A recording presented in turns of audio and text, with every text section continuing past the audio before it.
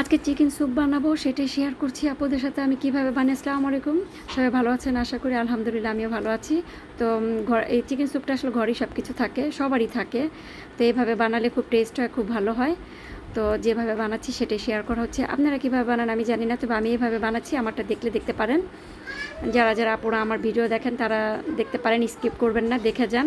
খুব সিম্পল জিনিসগুলো দিয়েই আসলে বানানো হয়, যা যা ঘরে থাকে তাই দিয়েই, বাইরের কিছুই লাগে না। আসলে এগুলো সবারই ঘরে থাকে, soya sauce, tomato sauce, cornflour, এইগুলো দিয়ে ডিম, চিকেন আর মুরগি তো সবার ঘরেই থাকে। ফার্মের মুরগির একটা সিনা পিসটা নিয়ে নিলেই হয়, যেটার মধ্যে শুধু মাংস থাকে, ওটাই সেদ্ধ করে নিয়ে আমি তো বাকিটা দেখলি নিয়ে আমি কীভাবে বানাই।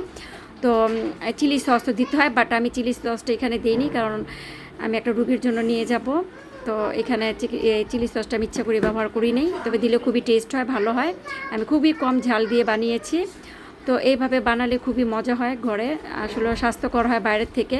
নিজেদের ঘরে এইভাবে বানিয়ে খাবেন, এত মজা হয় কি আর বলবো। বাচ্চাদের জন্য ভালো, নিজেদের জন্য ভালো। মাঝে মাঝে করে খেতে পারেন, আমি মাঝে মাঝে বানাই, তবে আজকে শেয়ার করলাম, তবে মার বাসায় এসে বানালাম।